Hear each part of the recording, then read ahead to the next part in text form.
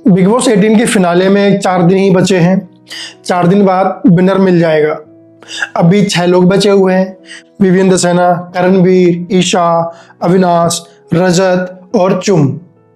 हो सकता है आने वाले 1-2 दिन में चुम निकल जाए, ईशा निकल जाए, अविनाश निकल जाए। 3 लोगों में टक्कर अंत में बनेगी। 3 लोग मंच पे पहुंचेंगे, Rajat Dalal, Vivian Dsena, Karanveer Mehra. Bigg Boss 18 का विनर कौन बनेगा उसकी वीडियो मैं पहले ही बना चुका हूं, तो उसके बारे में बातचीत करना अभी ठीक नहीं है। अगर वह वीडियो आपको देखना है तो इस वीडियो के डिस्क्रिप्शन में उसका लिंक दे रहा हूं, बाद में जाके आप तसल्ली से देख लेना। आज की बात किसी और मुद्दे पे है। कुछ लोगों का कहना है कि रजत दलाल अगर बिग बॉस 18 जीतता है, अगर इफ ही विंस, तो सोसाइटी को, समाज को एक गलत मैसेज जाएगा। अगर करणवीर जीतता है, विवियन दसेना जीतता है, तो ठीक है, वो लोग इंडस्ट्री में पहले से काम कर रहे थे।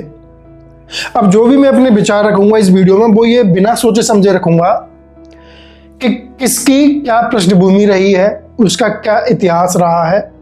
कोई जीतेगा बिग बॉस 18 तो अपने दम पे जीतेगा, प्रशंसकों के प्यार से जीतेगा, और कोई हारेगा तो अपनी वजह से हारेगा। हमारा प्राचीन भारत का इतिहास ऐसे कई उदाहरणों से भरा हुआ है जहां कई लोग अपने पहले जीवन में बहुत अधर्मी थे, पापी थे और हिंसा करने वाले थे।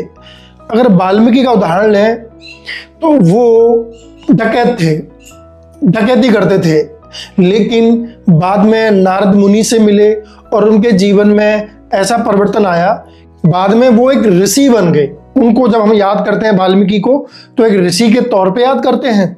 उन्होंने रामायण को लिखा, इस तौर पे याद करते हैं। अंगुलीमाल, आपने कहानी सुनी होगी, एक राक्षस गौतम बुद्ध से मिलने के बाद जीवन परिवर्तित हुआ और वो बहुत सदाचारी और एक मर्यादा वाले व्यक्ति बन गए। उनका जीवन भी बाद में बदल गया।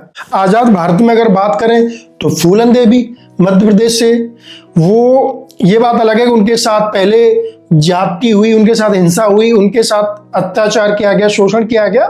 वो उसके बाद डकैत बनी, लेकिन डकैत बनने के बाद से उन्होंने बाद में समर्पण किया, आत्मसमर्पण, और राजनीति में आई और राजनीति में अपना दमखम दिखाया। उनका भी जीवन परिवर्तित हुआ। अगर बॉलीवुड से नाम लें, संजय दत्त का, वो ड्रग केस में, आर्म्स एक्ट में उनके ऊपर धाराएं लगी, वो पकड़े गए और जेल भी गए, लेकिन उसके बाद तो वो अच्छी लकीर पे चलते दिखाई दे रहे हैं। ऐसे कोई केस उसके बाद तो सामने नहीं आया है। ये सारे एग्जाम्पल्स मैं क्यों दे रहा हूं? ये सारे एग्जाम्पल्स इसलिए कि कोई व्यक्ति अपने अतीत में क्या था, इस बात से उसके वर्तमान पे और उसके भविष्य पे कितना फर्क पड़ना चाहिए।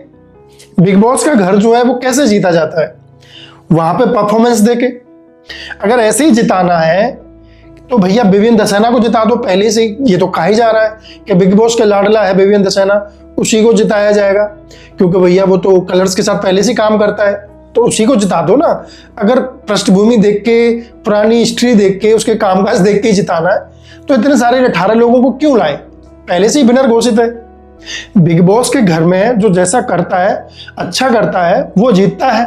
तो बिग बॉस में किसने क्या किया उसके आधार पर विजेता बनेगा ना। हम किसी को इसलिए नहीं हरा सकते कि इससे सोसाइटी को गलत मैसेज मिलेगा। पर मेरा मानना यहाँ पे अलग है। My point of view is different. अगर इतने सारे एग्जाम्पल्स आपने क्यों देखे?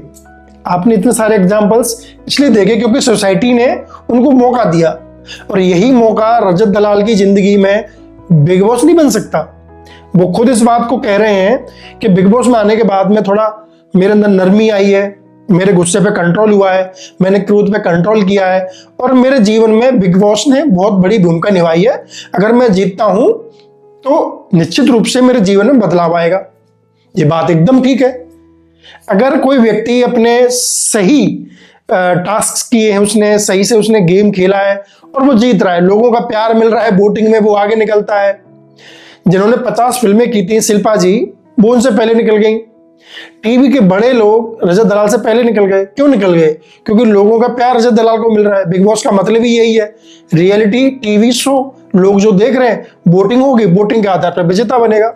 लेकिन कुछ कमेंट्स ऐसे आए जिनको पहले देख लेते हैं हम। अगर रजत जीत गया तो बाजी मार दिया तो ये काफी शॉकिंग होगा। लेकिन सोसाइटी को गलत मैसेज आएगा, लगता है आपको? तो जी, इनका कहना है सोसाइटी को गलत मैसेज जाएगा। भाई इस प्रकार से तो अगर वो अपराधी भी है तो दुनिया में जितने भी अपराधी हैं उनको सुधार की तो गुंजाइश ही नहीं है, उनको सुधार का मौका ही नहीं मिलना चाहिए, क्योंकि उन्होंने अपने अतीत में ऐसा किया है वैसा किया है।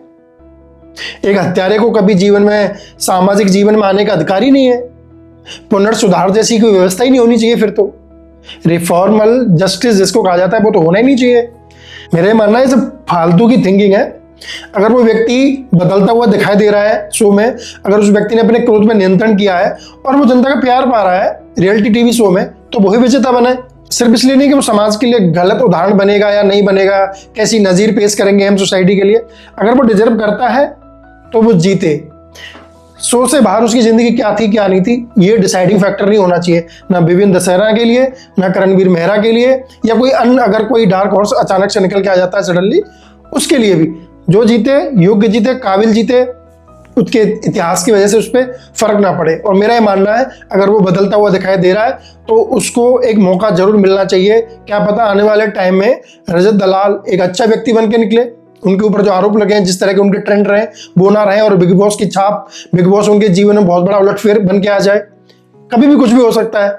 मैंने इतने सारे एग्जाम्पल्स आपको बताए, जो डकैत ऋषि बन गए, जो एक डकैत थी वो एक राजनीतिक बन गई, कुछ भी हो सकता है, जिंदगी है ये।